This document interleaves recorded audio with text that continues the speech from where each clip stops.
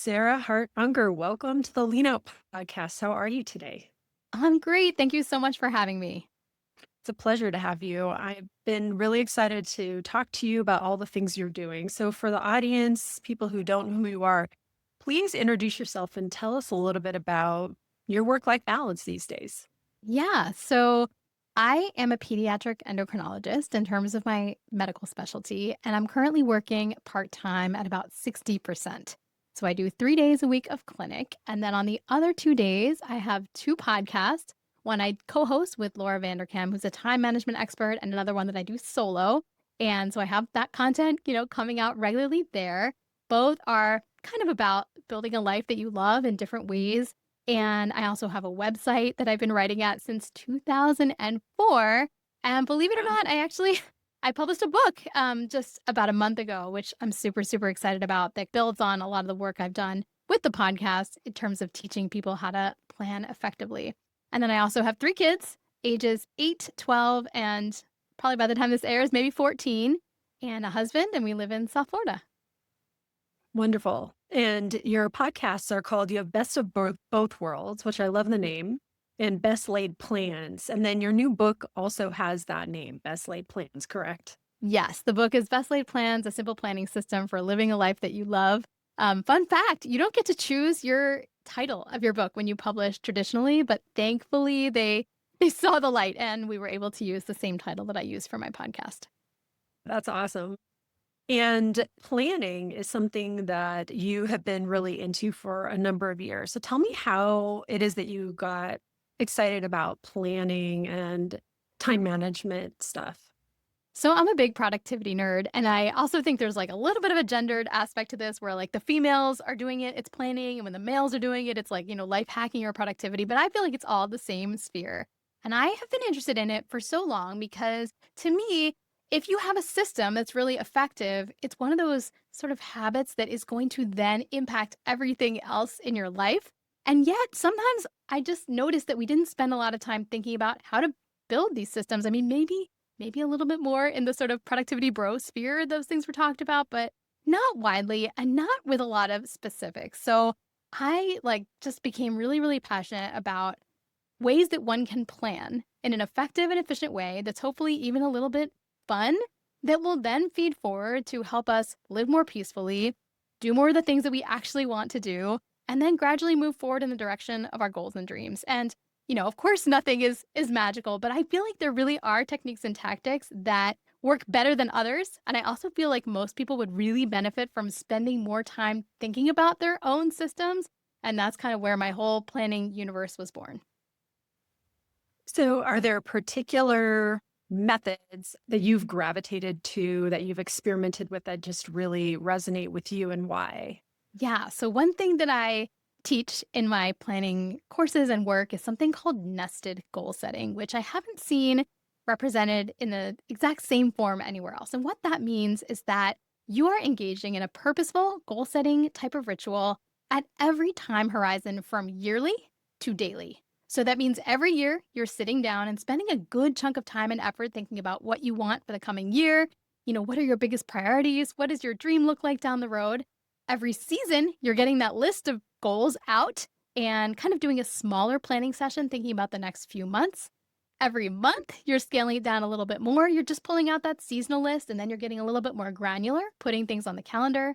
Every week, you're pulling out that monthly list. And again, of course, you're also looking at what's coming up in your life and, all the minutia that starts to hit at that level. But you're spending some time, maybe an hour or so, synthesizing everything and deciding what fits where in your coming week. Maybe at this point, you're assigning actual tasks, goals kind of trickle down into the things you actually carry out on a daily basis. And then each day, you're just following your weekly plan and assigning yourself stuff. And some of those things, again, are not going to be things that are in any way big picture. You're going to be, picking up a tool for your kid's science project, right? But you might also be doing things that really did come from a much bigger goal. Like you're going to Pilates because at the beginning of the year, you decided that you wanted to exercise more. And on the seasonal level, you decided you had a goal of signing up for Pilates.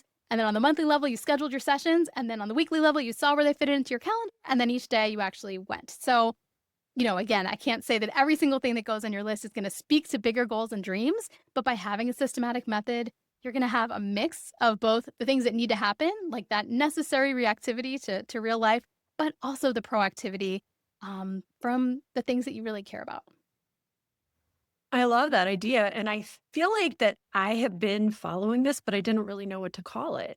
It seems very intuitive and not too difficult of a concept, but how do you keep organized? What is your tip for someone who, has all of these things in their head? Like, how do they kind of get it all I don't wanna say down on paper, but that's probably one of the I mean, I methods. highly recommend you do not keep any of this in your head. This is hard work. So if you're going to sit down, maybe with your partner, maybe by yourself, and really spend time thinking about what you want for the year, you want that to be somewhere that you can find it and somewhere that you, I would say, enjoy putting. So is no one right answer to this. I have people who have entirely electronic systems and they set up folders, let's say in Notion or in Apple Notes, where it's just like, here's my yearly goals, and then I have folders for each season and each month or whatever. Like, there's many ways to do this. Or you may choose to do some of this on paper if that makes you happy. Personally, I actually do a little bit of both. So I love to kind of do my calendaring and my daily planning on paper, but I tend to store lists of goals that are for sort of higher timelines electronically just because I don't want to lose them so I can refer to them later. And so there's not one right place to do it. It's just more the thought of like, you need to build a system and you need to build a system that you A, like, and B, find intuitively easy to use. And that's going to look different for each person. Mhm. What do you see as the biggest impediment to people following this kind of a practice? I think a lot of people try to do too much too soon, or they are completists, meaning they start with a list of goals and then if things don't work out, it's like, oh well, this doesn't work. I give up. I can't Mm, set goals because I'm not going to meet all of them. And I am here to tell you that I do not meet all my goals. Every year there's some that just like it didn't work out for the year. Either I consciously decide to leave them behind or I am not able to make something happen for some reason and then I have to make a decision as to what I want to do with it in the future. But being imperfect about getting the things we're interested in done doesn't mean we're not moving forward. I mean, myself as an example, I had write a book on my annual goals list several years before I actually went ahead and wrote a book because some things really do take time and the right circumstances. But I'm really glad I stuck with my system and that I, looked at that every season and tried to figure out when that would actually work to move forward. And I just think that perfectionism and all or nothing thinking is one of the biggest barriers for people getting a system working that does work for them. yeah, yeah, and this applies to other things too. I mean, I do a lot of coaching for people in work transitions, trying to move to part-time, trying to fit more joy into their lives and, just general work-life balance stuff. And it's the same thing. The all or nothing thinking really holds people back because it's, well, if I'm not doing this job exactly how everyone else is doing this job, then I can't do that job. And so I need to do something totally different, or I just have to stay with what I'm doing. And I find that you're right, that a lot of times that's what holds people back. And I think also accepting a learning curve. So, you Mm, know, I introduce a lot of ideas like in my work, my podcast, etc. But I hope that nobody reads that thinking like, oh, I'm going to implement every single one of these immediately. Because first of all, some of them are going to work for you and some of them are not. But second of all, that is going to be kind of more stressful than it needs to be. So, I mean, I guess in addition to perfectionism, just like picking and choosing what works in any given season. yeah, yeah, and season, that's a good word. Occasionally, you're just gonna have a busy time, all 3 of your kids have to get some deadline done or, something like that. Or everyone's traveling or something, and then things need to be a little more flexible. Yes. So, you said that you started blogging a long time ago. I mean, way before I did and, like, when it was just really starting. And then you started with the Best of Both Worlds podcast before starting your own, and you have both of these going on. What made you decide to do these things separate from your role as a physician? Yeah, the writing part, I just always loved it. I never set out thinking in the beginning as I was posting almost every single day that this was going to become any official part of my career. It was just so much fun. It was building a community. Every once in a while there'd be some sort of opportunity. I mean, this is like early days. I paid for like my treadmill with a diaper campaign in like 2013 or something like that, right? Nice. But in general, it was just for fun. And then in Mhm. 2017, Laura, I was listening to a lot of podcasts and I felt like there was a missing piece because there were all these podcasts about, making life work as a stay-at-home mom. And then there were all the kind of men out there. And I was like, where's the working mom that's like still dominating and having lots of fun talking about how she does it? And so I was like, I think it'd be fun to start a podcast. And then Laura wrote me an email and we had kind of gotten together a couple times. We were already friends. I think we met because I don't know, I probably commented in her blog after reading her book and then she read mine and she lives in Philadelphia where I'm from, so we connected in real life. And she said, "Oh, I kind of want to do a podcast too. Let's do one together." And then that was born. It was not a career endeavor either for a long time. I think it was like 2 or 3 years before we were decided, "Hey, we probably should have ads because this is taking a lot of time and we're paying for, sound production, etc." So, we decided to monetize it somewhat. But again, this was not in any way shape or form career sized, if that makes sense. However, it's a little complicated, but I was program director of our residency program at one point, and including during the pandemic. The second podcast came about because we were being furloughed. Like we had to take one day off a week for a while, and I was kind of like jumping out of my skin. I was really, really into planners and thought it would be a nice, calm, fun thing to talk about. And Best Laid Plans was born, and people really, really liked it more than I maybe expected a podcast about planners to do. And I don't know, I think it was at that point when I was sort of like, maybe this could be more, maybe. And I made the decision in 2022 to leave my leadership role. I honestly loved working with the residents, but found being in a leadership type position wasn't for me at that time of life. They needed someone who didn't mind getting called at any hour with any issue with any resident. And I had 3 kids and just wasn't in that life space at the time. And so I decided to give that up. But I had already gotten used to seeing patients like 3 days a week. And I was not too excited to go back to full time. Not because I didn't like it, but just because I enjoyed using other parts of my brain. And I also had these 2 podcasts, which had kind of slowly been growing and I was doing them in my free time, but it was sort of like, well, what could happen if I devoted a little bit more time to them? And so I was able to work out a contract to be part-time. And that is when I think I took things in a much more career direction because at that point I did feel like I wanted to put myself out there more. I wanted to spread my message more. And I spent a lot of time developing courses. We actually do a live event every year and just growing things more into a small business and not just a fun side project. Yeah, I totally resonate with that because at one point I decided that I was not going to just write my blog anymore. I was going to seek out speaking engagements. And that was how I started. And then I ended up writing a book and then also adding the coaching arm, making the course, doing those kind of things. But it wasn't out of a state of burnout, wanting to replace a clinical job with a non-clinical job. It was out of the joy of sharing the material and the excitement of what you know and wanting to help other people with it. And it sounds like that's where you were. Yeah, I still enjoy my clinical role quite a bit. Mhm. 3 days a week is pretty much perfect for me. I wouldn't go so far as to say that, like, I wish I could do both. I think 3 days is perfect. I'm fresh. I'm so excited to see my patients. Yes. And I get to exercise my creative side on the other days. So for me, it's just a really, really fun combination. Do you find any sort of trade-off in the clinical realm of, from a career standpoint? Is there anything that you Yeah, wish you could definitely. do? No, I wouldn't say wish, but I made a Uh-huh. conscious choice to kind of leave the leadership path. I found Yeah. that honestly, it wasn't really for me. I love teaching others, mentoring others, but managing others is actually not one of my favorites. I identify as an upholder in Gretchen Rubin's 4 tendencies, and she often talks about how sometimes people who like don't have trouble getting things done really struggle with being in charge of other people because you just assume that like, oh, well, they should just be able to do everything, naturally too. And I also felt like a lot of leadership, and some people excel at this, are able to deal with pleasing people in different directions. Sometimes when it's a little bit mutually exclusive, and that does not fit my personality. Like, I just want Mhm. everyone to like me. I want us all to have fun.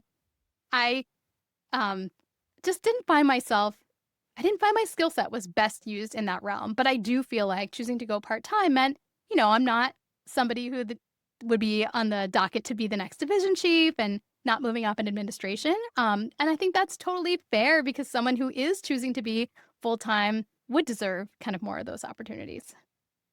Yes, I totally understand what you're saying. I think that uh, we could all have gone that route of climbing the ladder. But when you learn things about yourself and other interests, and you start to develop this sense like, well, I want to be sharing these other aspects of me, or I want to be developing them, then it's less important. That other side maybe becomes something that, well, it's there, but it doesn't need to be for me. And that doesn't mean it's not for somebody else. It's fine. Um, so, yeah, I think it's wonderful that you learned that about yourself. And Yeah. I'm a Gretchen Rubin questioner. So I know exactly what you're talking about. And I'll link to people if they want to take that test, because I often recommend it to people to take that four tendencies quiz.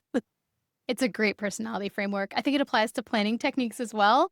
Honestly, like there's a lot of intersection between the planning methods that work for different people and how you might identify with respect to her four tendencies. So I highly recommend taking that quiz as well. So, what has been the hardest part of doing these multiple jobs for you? Because I bet you're like me, where friends would introduce you to someone and be like, she has like 4 or 5 jobs. That's what I get too. So what's the hardest part about that?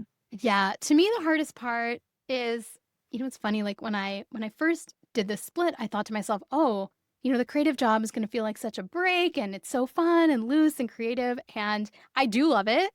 But if anything, I now feel like I put more stress on myself on the business side. And whereas clinic, I'm like, I've been practicing over a decade. I feel confident when I go into work. And the problem with a creative job is that the work is never done. Like there's literally Mm, no ceiling to how much you can put in. And it can be hard to avoid comparing yourself to creators who are full-time creators. And at this point, when I've written a book and I'm, working with all sorts of amazing people via the podcast, or, maybe interviewing authors who are just authors, or maybe they're experts in a field at a university, but it's the same as their book. So their creative work kind of meshes with their other and it really is all one. That's not me. And yet, I'm putting out a book and I have a publisher who wants me to promote and everything. And it's like, well, I only have 2 days per week at most in which you want me to do all these things, plus put out weekly podcasts, etc. So I've just had to learn to set my own boundaries. And I'm continually, I say I'm a work in progress in accepting that I cannot do everything, mm. and doing a lot is great. Like that can be enough. Yeah. And on the flip side, what do you love about your weeks? Like, tell me a typical week and kind of how it goes, and why it brings you joy. Yeah. Well, and I'll actually mention one other challenge, which I'm sure any other parent can appreciate, is that because I'm more flexible on my creative days, I end up putting anything kid related on those days. And every once in a while, I'll look up and think, oh my gosh, I'm so behind. And that's because I Mhm, have barely given myself any time to work and get my core mhm, creative tasks done that are truly like necessary. I mean, yes, of course, the world won't implode if I don't put out a podcast on a given week, but I do have sponsors and I have numbers I have to make. And so it's not as flexible as I might feel like it is from the outside. And yet I feel like it's totally worth it because I have that flexibility and I can do things when needed for myself or my kids. And I also just feel like every week has a lot of variety. And I have always, always been somebody who liked to do things in different realms. I mean, I was like going to the orchestra practice in my cheerleading uniform and then like to the singing, like I did not like to pick one thing. And I guess I'm just still kind of like that. I tend to go really broad, maybe not as deep.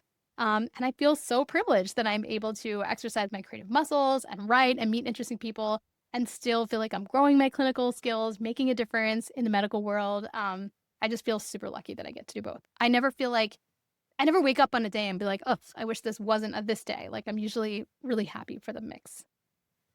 yes, I 100% resonate with what you said. I am also one of those people that loves variety. I mean, that's how I chose my specialty, anesthesiology, because we see so many different types of patient. It's not all the same age group or the same sex or whatever. And that on top of the fact that my life is really varied. So if someone, let's say a busy professional, is going to come to you and say, I really need to get organized, but I don't know where to start, what would you say? Yeah. Well, I have 3 ingredients I think everybody kind of needs in their systems for them to be workable. And actually the first thing I would say is it's not that you haven't found the right planner because a lot of times I get these like really elaborate emails that are like, my life is like this and this and this and this. I know the key is the planner, like, what planner should I get? And I'm like, well, I can Ugh. recommend some planners, and I will. I love planners. Mhm. But like the rituals around how you choose to use them and the systems behind the actual physical product are so much more important than which specific one you get. So I guess I'll say that's what it's not. But the three things I talk about that are sort of necessary in anyone's system that I think would be good to take a look at first are number one, do you have a really reliable calendar? That sounds straightforward, but you want to have one place to look, whether it's digital or physical, that integrates all the various time specific things coming at you, whether it's the kids' soccer games or work meetings or clinical work, etc. You want to be able to look in one place. So that's a calendar. You want to have a fantastic airtight task management system, a way where when demands come at you or requests come at you, you have a way of processing them in the right way so that you see those tasks at the right time. And I'm literally about to record an entire podcast episode about like how to build an effective task management system. So it's not a straightforward thing, but you can examine what you're doing now and start figuring out where, if there are holes there. And then the third one is kind of some kind of great robust goal setting system that allows you to take your big goals into much smaller pieces and bring them forward. And that, I recommend using something similar to what I talked about previous in my nested goals setup. Mhm. Okay. This is great. And I definitely can see people needing that advice about the calendar because sometimes you have multiple calendars and you Oh, really many of need us to, do. It's yeah, actually you good to really write a need to have list. one. I have participants in my courses list out all their calendars, like where are all the places that like time specific events come at them? Where are they pinged with those? Sometimes it's email. Sometimes again, it's like random apps, etc. And I make people make a list of all of their inboxes in their lives because, we think of, oh, well, I got my Gmail and my Outlook or something, but you actually probably have like 10 or 12 inboxes. And how Mm. often do you process them? And is it in a thoughtful manner or is it just like, oh, I instinctually feel like opening the soccer app now, so I'll check and oh my God, they changed the tournament and now I have to change the hotel and what like people are like nodding their heads as they're listening to this. So Yeah. understanding kind of where those inputs come at you and being really, really systematic about how you process them and when you process them, I think can do a lot to tame kind of day-to-day overwhelm. What do you say to people that go against all this idea of organization and planning because they say, well, I really want to be more present. I want to live in the present moment, or I just want to be more fluid, or something like that. It's very hard to be present when you Mm. are missing deadlines or stuff is then going to come at you at the last second. I actually think that being prepared and being ahead of all this stuff is one of the keys to allow ourselves to be present in every moment. I'm not sitting with you having this conversation thinking, "Oh my god, what do I have today?" Like, "Oh my gosh, like, oh, was I supposed to pick up?" I'm just here because I know what's on my plate. And then I will say, I talk a little about something called planning privilege. There are situations where perhaps someone is doing a lot of the planning for you and you may not recognize that as such. So you're like, my life is great. Like, what do you mean I have to do all this? And if that is you, and it probably isn't, honestly, I don't know if you have a more female listenership or not, but this tends to Yeah. have a little bit of a gendered component. But there are some men who are like, what are you talking about? Why do you have to do all this planning? And they don't realize that that's what's been underpinning their lives kind of running smoothly. And so I do a lot of work around making that labor visible. And then often it really does work. I don't even advocate for necessarily people reaching planning equality or something in their relationship. If one partner likes planning more and is better at it, that's fine. But at least you want appreciation. And actually, sometimes just making that work visible and explaining, well, I made that reservation because, the last time we drove around with our family of five for an hour and we couldn't find anywhere to eat. But being clear about the work that you're doing and making sure that someone is giving you the love and support that you deserve for it, I think can do a lot. Yeah, absolutely. I think a lot of us can identify with the idea of taking on a mental load of planning. It's interesting because my husband, since I travel for work 1 week a month, I go away and I do all anesthesia and I'm not with my family. And so he has to do everything. And occasionally I'll get this complaint that's like, I'm answering your texts and I'm taking her to this activity and I'm also supposed to be here and I've got my work and this and that. And I was like, welcome to my life every other week so that I'm at home. It's probably healthy for you guys, honestly. That's Yeah. good. Yeah, I think it is good. I mean, we're not here to talk about relationships, but I think that definitely in a lot of relationships, one person will feel like that they shoulder the burden of a lot of the planning and the calendar and those kind of things. But I can't recommend enough just from my own personal experience, like a family calendar. I'm sure that you also advocate for those. Yes, we do a lot of discussion about not even just a family calendar, but figuring out, I call it a family communication plan. So every week, most families really benefit from talking through the upcoming week and then also have some kind of a written record, whether that's electronic, using a tool like Skylight or a Google Calendar on your fridge, or it could be a whiteboard. But that discussion and then also something to refer back to is key for pretty much any family, I think. Mm, yeah, yeah. This reminds me of a conversation that I had with a relationship expert and coach and a lawyer. Her name's Amin Costigan, and I'm going to link to that episode in the show notes for listeners. But she talks a lot about this kind of thing and color coded project management type systems that she does with her family to manage their lives as two busy professionals. So I think it's really cool that you have this interest and that it's so fun for you because it just shows that there is something for everyone. There is something that every person can share their knowledge and their excitement and their joy with the world. And in a way that it could look like a business or it can just look like sharing. And this is one great example. I had a coaching client who wanted to share information about food allergies and navigating that and traveling with food allergies and how to deal with going to restaurants and things like that. And she's like, I don't know that enough people are interested in it. And I was like, oh, there's people. People are There's people interested. interested. Yeah, Totally. exactly. And you should do something that you are excited about. Like, just like you said, like, I think it was 2018. I first was like, ooh, I'm going to do a bunch of planner reviews. And I like contacted planner companies and spent so much time like writing out these cute little spreads. I did that all for fun. Like at that point, there wasn't even a business angle. I was just like, this is so fun. I get to, play with these planners. And you should pick something that brings you a lot of inherent joy and is not designed as a business plan first. Yeah. Well, and along those lines, is there anything additional to that that you feel like has been an ingredient to your success for your podcast? Because your podcasts have a really big listenership. And I'm kind of wondering as a podcast host, like, how do you get to that point? I it's it's hard to know. I feel like everyone has some lucky breaks, but then I also just read "Be there when the luck happens," and of course, there's some component of being ready and being willing to try things.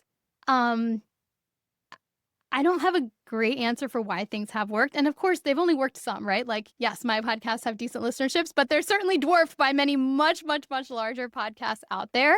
But I think if you're passionate about a topic, I wouldn't I would say one thing is not to find yourself dragged along by, well, everyone else is doing it this way and I feel like I have to. Like I actually quit all social media and I quit Facebook in 2016 and Instagram in 2021. It was like I don't want to be part of any of this and yet have been able to grow my stuff, which has been great. And I actually wonder if I had stuck with the same thing, I don't know that I would have done what I would, even though that is nobody's advice. Nobody would have said that that was a good idea.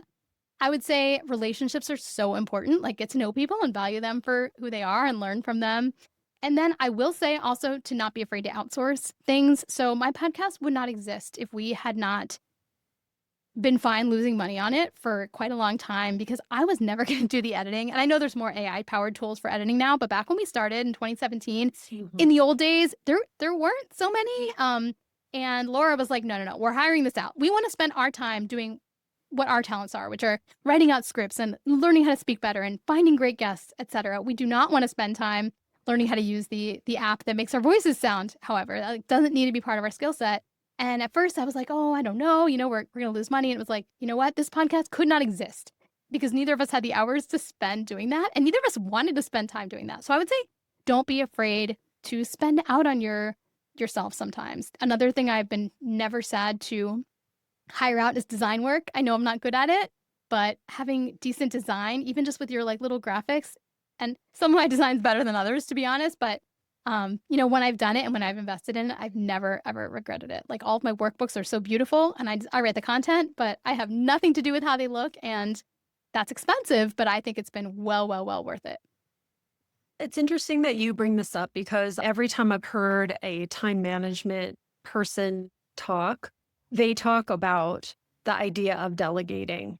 And time management is about focusing your time on what matters to you. And so it's about being really intentional, but it's also about figuring out what doesn't matter to you or what you don't want to do, and Or then what you might figuring not out even how be to good get, at. It's yeah, like, yeah. What do you suck at doing? Get someone else to do that. that's Yeah. So that's great advice.